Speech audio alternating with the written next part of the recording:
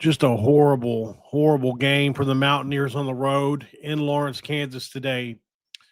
What answers did we get? Well, we'll talk about them today.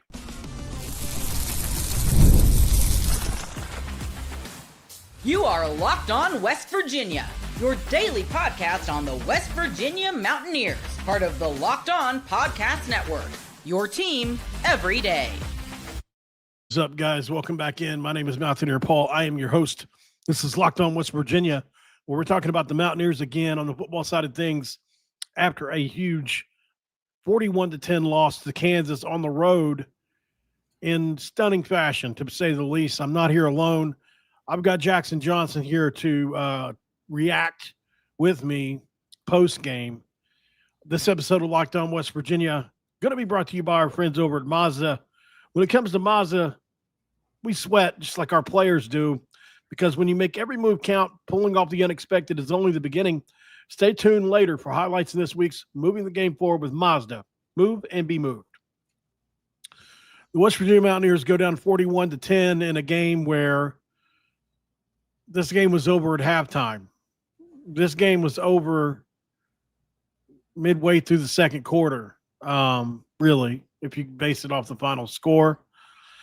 The Mountaineers fall to 2-2 in a game where their defense gave them every shot to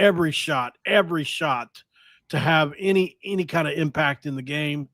Of course, the final score looks bad because the defense can't go out there time after time after time after time after time after time again and not gas out. Pretty simple stuff. I think we got an answer on Nico Marchiol today for, I hate going back and forth on this. It's hard as a fan because I want to be a journalist, but I also want to be a fan, right? So I've just come to terms with the fact that I can be both. Right now I'm a fan, and Nico Marchiol showed us exactly. Here's what I said earlier. He's the kind of player that if you put really good players around him, if you had a really good running game, he'd absolutely be a pretty good player. But he's not good enough to lift a team on. He's not Tom Brady. He's not that type of player. Nobody's Tom Brady. But There are several players, Lamar Jackson. There are players like that can put a team on their shoulders when you're not quite as good as maybe you are some years, and you can survive with them and win games with them. Pat White was one of those kind of players. Nico Marchiol's not that guy, and we need a guy like that right now. I don't know if that guy's on the roster. I have no idea. Jalen Henderson came in and looked really good, albeit the game was out of hand by the time that happened, and Kansas was probably playing a little bit different style of defense. But it's clear that this offense, especially down 3 running backs now, it looks like, needs a mogul quarterback, Jackson. Yeah. Maybe Max Brown could be that answer, but we'll definitely wait and see for the Mountaineers. And you did make an excellent point tonight where you said, Nico needs more guys around him on offense. Well, I think we have enough skill players as far as wide receivers go to be good enough. Losing Jaden Bray was a big loss. But we have pretty good players. I believe. I know it didn't show today necessarily at the wide receiver spots and tight end. It's just that we don't have a guy that can get him the ball. That's all it is. Cam Vaughn's an amazing player. He's being wasted. Cam Vaughn would start at 99% of power forward play. I believe that. He's that good of a player. But he's being wasted. We're back to the Jarrett Dagey style of offense. This is what this is. It's run the ball, slant, dink, dunk, because Nico Marchiol is just not physically capable of doing much more without a really clean pocket. He doesn't have the arm talent to throw it from a bunch of different arm angles. Max Brown does. I don't know why he's not playing. Maybe it's like I said, maybe he's throwing a lot of interception to practice. Maybe he's not getting the playbook right. Maybe Rich Rodgers don't believe in him. I don't know. He went to Khalil Wilkins instead of Max Brown after Jalen Henderson today. So I'm not exactly sure. And Max Brown is pretty mobile. He's more mobile than Nico, anyways. But at the end of the day, I think you have to move the thing forward with Jalen Henderson at this point. I don't know how you don't after the way he played today at the end of the game. But you're not happy with it no matter who is out there right now. I think our defense is going to keep us in games, and our offense is going to determine whether or not they get gassed every week.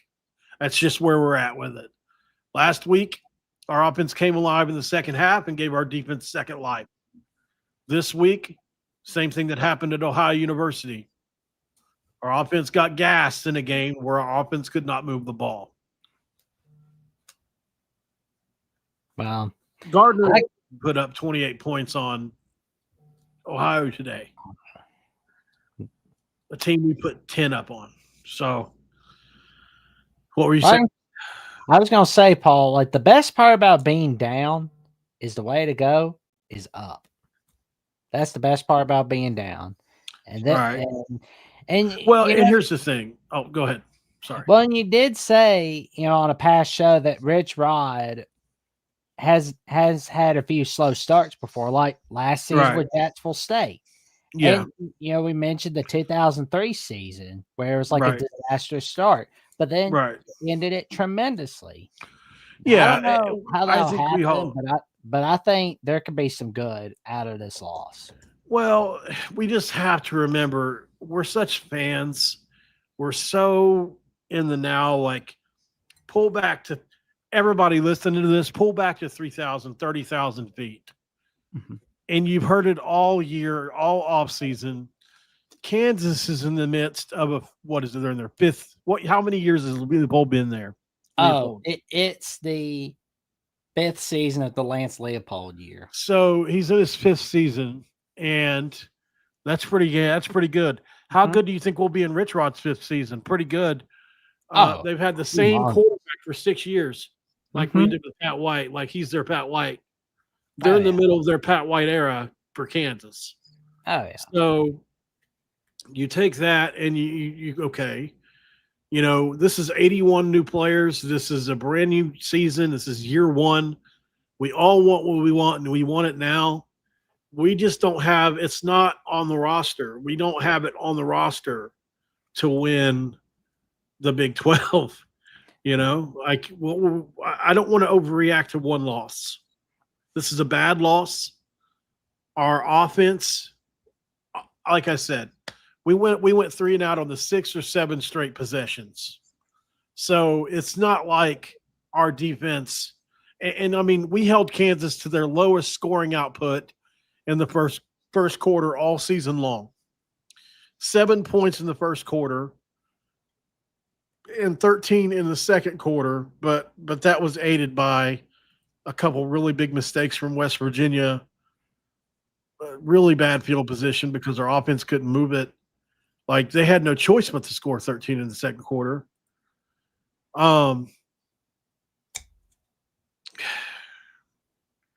It's just frustrating. They're not that much better than us. They're really not. It's just that we couldn't move the ball because our offensive line is really bad right now. Ty Edwards was out of the game. If we play, I don't know what happens if Ty Edwards plays in this game. Do we get a couple more first downs we may not have otherwise gotten? I really do think that's the difference in the game. Have we just been able to sustain a couple drives and get into the end zone, even if you could just score one touchdown and make that 20-10 at half, it's just a different game. And unfortunately, that's the gap right now between us and good teams. Next week, it's going to be a knockdown dragout. It's going to be a knockdown dragout next week against Utah, a team that also doesn't have a great offense, but who knows? Against us, maybe they might. I don't know, but it's going to be interesting to see. I would definitely take some notes from what Kansas did today with their running quarterback, for sure. Let's go to break. We'll get into the numbers next here on Locked On West Virginia with Jackson Johnson. And this episode of Locked On West Virginia is going to be brought to you by our friends over at Mazda. When it comes to Mazda, guys, moving the game forward, for those who not only believe it's not just about playing the game, it's about redefining it. And there are moments that do more than to put points on the board. They move crowds, they move culture, and keep moving the game forward. This week's moment that moved the game forward is, I don't really have a great one. So I'll just say Jalen coming in and providing a spark in the fourth quarter was at least something for us. So when you follow what moves you, the unexpected is only the beginning. And just like there's more to every highlight, there's more to a Mazda vehicle. Mazda, move and be moved. And of course, our friends over at Wayfair say hello. The weather's cooling down, the days are getting shorter, and that's got me wanting to make my home feel even cozier. And when it comes to cozifying your space this fall, Wayfair is the place to go. Wayfair has everything you need to set the mood for the season. Whether it's comfy recliners, warm bedding, autumn decor, or even espresso machines, you can make your favorite latte at home. Cozify your space with a curated collection of easy, affordable fall updates. From comfy recliners to cozy bedding and autumn decor, you'll find it all for less at wayfair.com. That's WAYFAIR.com at Wayfair. Every style, every home.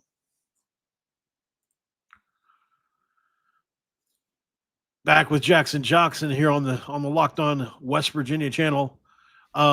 Jackson Johnson can be found over at Voice of College Football, Alabama, also at the Jacksonian. And what's your X account name? Jackson VOCFB at /Twitter, where they can find my updates on Jacksonian episodes or on Alabama The Voice of College Football, where I've got some magic coming up on each of those. All right there. Thanks, man. You're welcome, Paul. All right. Obviously this was a game. I mean, if you look at the final numbers, you held Jalen Daniels to 138 yards on 12 of 24 passing. If you'd have told me that before the game, I'd have said, we won. We're really close to winning this game. 50% passing, 12 of 24, 3 touchdowns. One was on a blown coverage. Williams had 19 carries, and a touchdown and over 100 yards. But one of those was on a big chunk play. It's just they had a kickoff. They had a special teams, return, which was 7 points. It's just every phase of the game you get beat in. But my point is, the defense didn't go out there and give up 400 yards passing. The defense didn't go out there and give up 250 yards rushing. This is purely and only the offense being unable to move the ball, putting the defense back in bad situations over and over and over and over and over again. So until we figure out a way to move the ball at any way, I don't even care if you can somehow get 7 points a quarter. If you can get 25 points a game, you're going to be in games with this defense. But you're going to have to do something. Surely to goodness, with as much money as we spent in the portal to the cap, you can figure out a better combination than what we've shown so far. I know it's easy to get stuck on the players you got, but a massive shuffle needs to happen. I know I just said a minute ago, don't overreact to one game. But if there's one thing that's been pretty consistently bad, it's been the offense. You scored 7 points in the first half of the backyard brawl. You needed miracle heroics to even send that thing to overtime. Like, you could very well be 1-3 right now. You're lucky to be 2-2. So there's a glass half full part of this where you can say, look, we're 2-2. Were we expecting much more than bowl eligibility this year anyway? And there's glass half empty when you could say, well, how the hell are we going to move the ball on Utah, who's got a really good defense, even though Texas Tech made it look pretty bad today at times. But, I mean, they played well for a lot of the game. That running game, like, good grief. Like that Kansas running game. I mean, I'm looking at the total yards from each of the running backs. Like LaShawn Williams had 129 rushing yards from tonight, and that was out of the other running backs. And Jalen Daniels QB was running a few times. Like, Yeah. That one play where the late hit penalty, I think that was like a turning point for that game. Where That's a great point, Jackson. Yeah, it was a big turning point. Losing Fred Perry, he means a lot to the defense. He's a sure tackler. He's a very physical guy. He's good in coverage. He's not great in coverage, but he's good in coverage. Losing him was a turning point. The game was close when that happened. Yeah, that's a great point. Didn't even think about that. So, back to the stats though, like let's see if there's any. Let's go with the full team stats here, see if there's anything. I mean, you hold Kansas to 5 of 14 on third down. They were 1 of 2 on fourth down. You're 0 and 2 for fourth down and 3 for 15. Like, they only had 2 more third downs than you. You were 17 of 31. They were 13 of 26 passing. They averaged 5.6 yards per pass.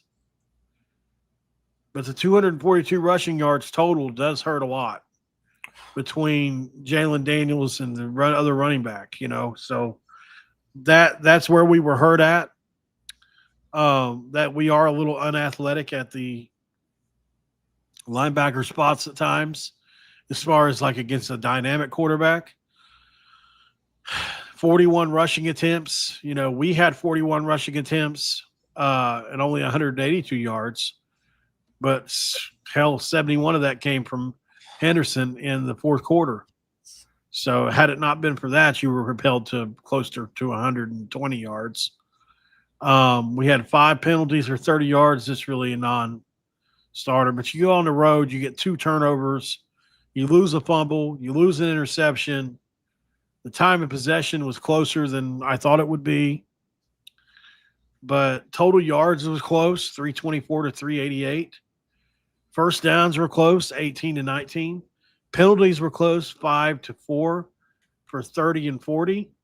Third downs were close, 3 for 15. 3 out of 15, and they were 5 out of 14. Fourth downs were close. You had 0 out of 2. They only had 1 out of 2. And time of possession was kind of close at 26 to 33. Tell me how the score is this bad. It's really bad. Tell me how, when you look at it, everything's close except the score. Pretty crazy. Yeah. It makes no sense. It makes no sense. It defies logic because we can't move the ball on offense, really. I mean, that's all it comes down to. So, moving forward for the West Virginia team, there are some changes that need made. I think I hated to see Landon Livingston go down with the ankle. But as soon as Ty Edwards was ruled out for today, I knew we were going to be in trouble. Also why I picked under 20 carries for him when I did my over-unders, because I just felt like he looked hurt last week against Pitt at the end. He did.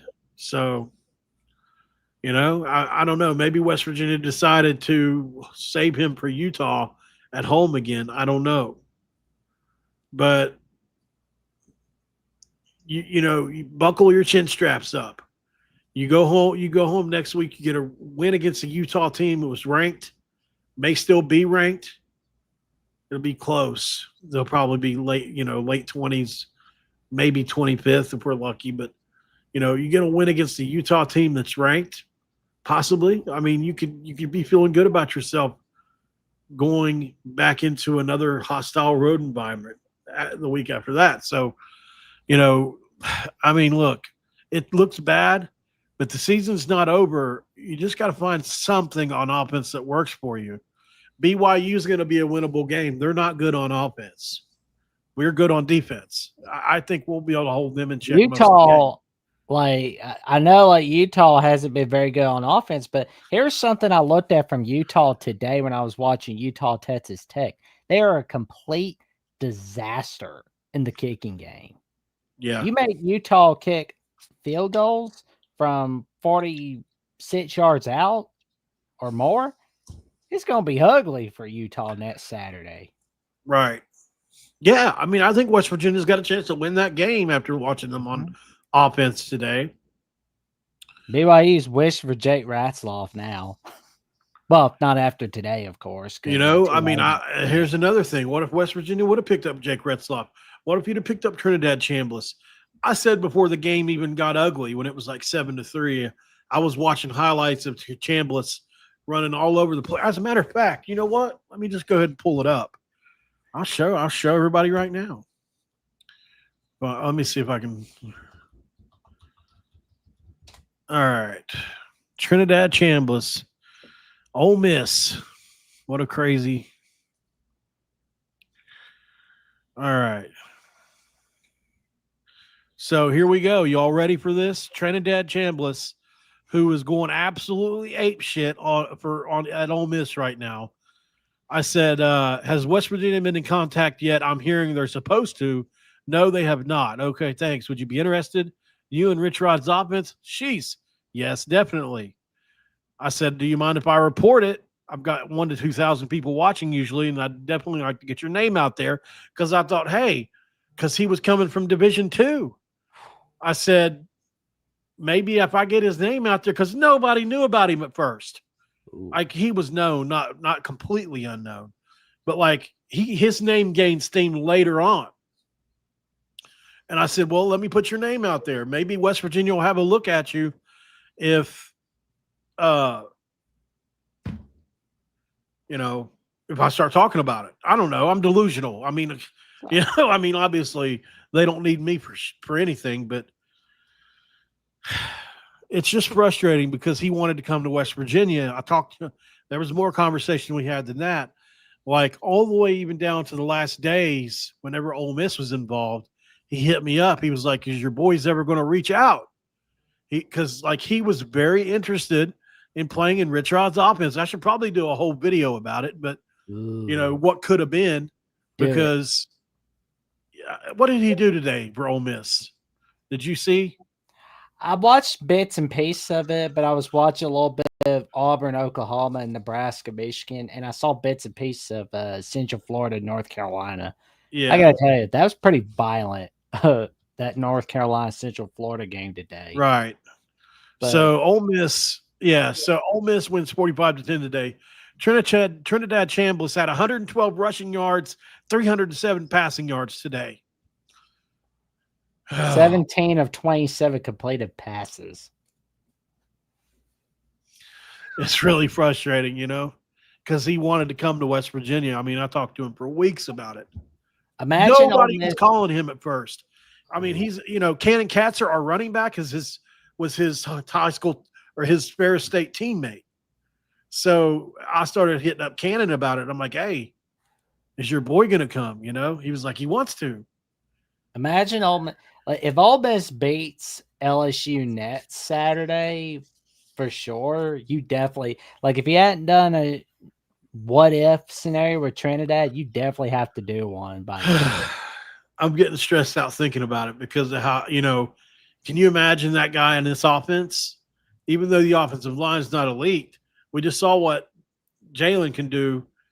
Yeah. A lot of our issue is with Nico, unfortunately, they can really put 7 or 8 in the box and not worry about the quarterback pulling the ball, right? And that's why we can't get any movement there on the offensive part of the running part. Our offensive line is just not good enough to do that. But if you can just hold back a couple defenders with that quarterback run game part of it, then you're talking a little bit, right? Because you can if they all crash down, you can pull it, right? You can read the defensive end and pull it. But unfortunately, we got a couple guys that can do that can't really pass it that well. So Chambliss is the best of both. I watched this Ferris State highlights. I was sold on him immediately. I just wish I could have been in the room, to be like, hey, how about this Chambliss guy? You could have got him for pretty cheap. He went to Ole Miss to be the backup. You know, he would have. You don't think he would have came to West Virginia to be the starter? Let's go to break before I have a blow a gasket. We'll be right back. We'll put a bow on this muggy, ugly day with Jackson Johnson. And this episode of Locked On West Virginia is going to be brought to you by our friends over at Square. Listen, when you're talking about Square, your favorite neighborhood spots run on Square. And as a matter of fact, there are certain businesses that truly make the neighborhood feel like home, whether it's local sports bar, packed on game days, or the coffee shop that knows your order by heart, or the corner deli that's been serving your community for decades. These are the places that bring people together. With neighborhood businesses thrive, the whole neighborhood thrives. It's the kind of place where you walk in and everybody knows your name, staff are like family, and they've been serving your community for years. Square is a proud partner of more than 4 million neighborhood businesses around the world. You can go to square.com/go/lockedoncollege to learn more. But before you do, go support your favorite neighborhood spot. You'll be happy you did. Do it today with Square. See you in the neighborhood. And finally, our friends over at DoorDash come in saying hot. The weekend is here. It's time to look back and crown our week's MVP. Who delivered? Powered by DoorDash. Just like you can win every Saturday with DoorDash streaks, saving money every time you order. These players delivered when it mattered most. Let's break it down. For West Virginia, Jalen Henderson delivered in a big way in the fourth quarter. Obviously, wasn't the game we wanted, but when the pressure was on Jalen, he came through without hesitation or delay. If you've been watching week after week, this performance may not be a fluke. Jalen Henderson could very well go on a streak from here. And just like Jalen Henderson delivered in the fourth quarter for West Virginia, DoorDash delivers your Saturdays with DoorDash streaks, as you can save every Saturday you order, stack it up all season, and you can save up to $250, including 100 in DoorDash credits. Order this Saturday, keep the streak alive, fuel your game day only with DoorDash, where the terms apply.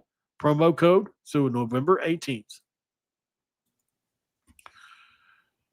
Back here with Jackson Johnson, the man, the myth, the legend. So obviously here we are, man. You know,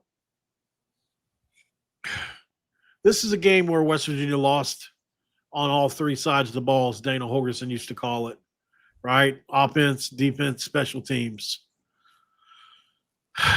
You know, Kansas had a lot of special teams production in this game. That's something that needs to get fixed. West Virginia prides itself on playing quite a few starters on special teams. Kansas has got a lot of really fast guys back there. So, you know, I chalk that up to them being at home. There was energy. They've got good players. You know, like my buddy used to say, hell, they're trying to score too, right? They're trying to stop you from scoring too. So it's not always going to go your way. You can give up however many they had in kickoffs, you know, if you do other things right, but you can't give them all up at once. So what are your overall thoughts on this West Virginia team, Jackson, going forward? And do you see a path to them making a bowl game?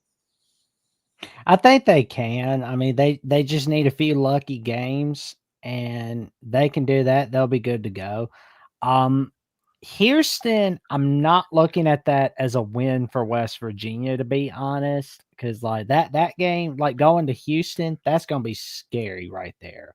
I mean, if you asked me like a year ago, I'd have said, yeah, that's a win for West Virginia. But then again, 2023 looked like one, but look what happened, of course, on Thursday Night Football on Fox Sports 1 with Tim Brando on the call. and you know, Tim Brando. Oh, man.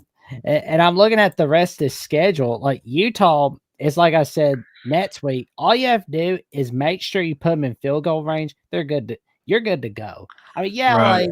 Utah's kicker was 1 of 1 in field goals today, but had not been for that roughing the kicker penalty on Texas Tech before we got to the end of the first half, he'd have missed it. It was just a bit outside.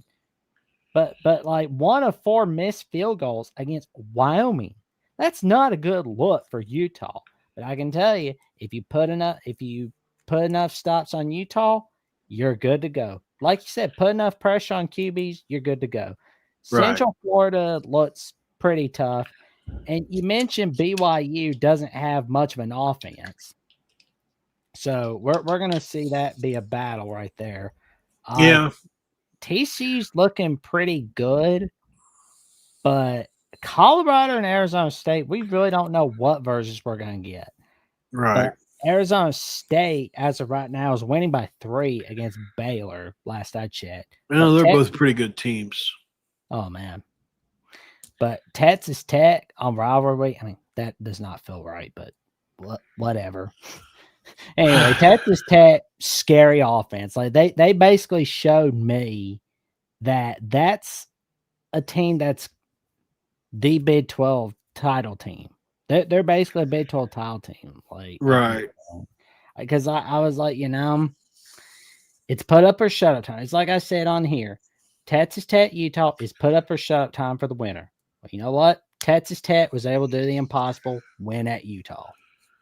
Yeah, but so as far as West Virginia goes,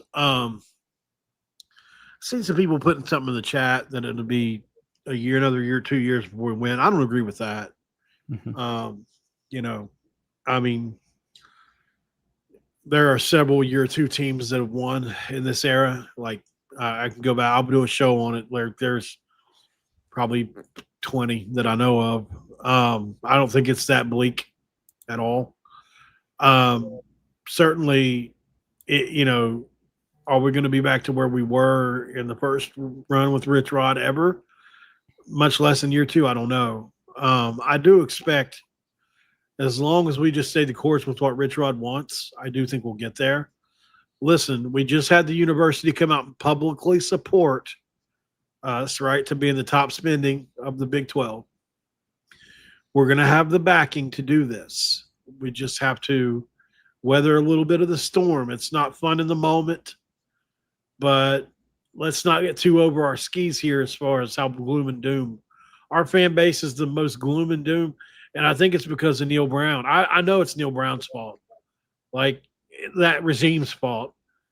It's just the expectations were lowered so exponentially under the Neil Brown regime that a loss to a Kansas team in year 5 of the Leopold era, where they've got their quarterback back for the 6th year, they've got an Alabama receiver they brought in, they've got an Iowa running back they brought in, Iowa State tight end. Like they got a bunch of Power 4 transfers. They just retooled. There's how many teams in the country you think would take Jalen Daniels? Maybe 5 would say no. Maybe. I mean, he's that good. 5, 10, 15, 20. Huh? 5, 10, 15, 20. Oh, so, I mean, look, I think Kansas is a good football team. They're coming off the loss to Missouri, so I think a lot of us kind of look down on them for that, which Bo Pribula, another quarterback I wish we went out and got. But anyways, I was just believing in who we brought in. I mean, and somebody asked me about Max Brown earlier. Yes, he can run with the ball. He's like Scotty, not like that. So he can run, but is he like Jalen Henderson or anything like that? No, he's not. But he is a very good thrower of the football. I don't know why he's not playing. I can't speculate because I'm not there every day. Hell, he could be injured for all I know, which I don't think he is because they've been rotating 5. But final thoughts on this are, in the moment, my gut feeling says it's not as bad as we think it is. Overall, we've got a good defense. Like I said, the numbers say it. We held that guy to 50% passing. They hit us for a couple big plays because of the motion they do. They were able to run the ball almost 50 times, so that hurt us bad. And they controlled it, and unfortunately our defense just too strained. It's going to get beat up as the year goes on. I worry about the defense getting worse as the year goes on, but we'll just continue to see what happens with it. I've got opinions on who I think should play from here on out. I certainly wouldn't mind seeing Jalen Henderson just give the reins to somebody. I hate it for Nico. I do. I don't want to put him on a thumbnail like this and say disaster. I don't want to do that. That was a bad day. Disaster is losing a game you shouldn't, like, when you should take a knee, like Miami, for example. And they're leading right now against Florida, but I feel like they're going to blow it for some reason because they're led by 6 right now in the Right. fourth quarter. All right, guys. Well, might as well go ahead and jump off here for tonight and regroup. We'll come back tomorrow and we'll do a show on something. I don't know if you'll watch or not. You'll watch. You guys aren't that. If you're going to jump off the ship after 2-2, then I don't know what to tell you. I always say don't throw the baby out with the bathwater. Yeah, don't be a casual fan. So I appreciate y'all. I love you.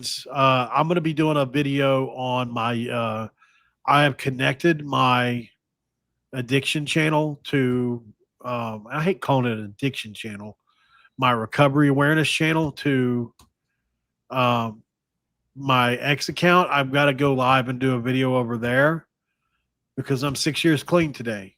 And I feel like happy 6 years. Thank you. I feel like, even though it's a rough day, might as well celebrate 6 years, huh? All right, guys. Thank you so much for being here. We'll jump on the other one here in a minute after I do some kind of thumbnail. I don't know what I'll do, but we'll talk about it then. Good night, guys. I'll see you tomorrow. Come over to the other channel when you get a chance. I'll see you then. Good night.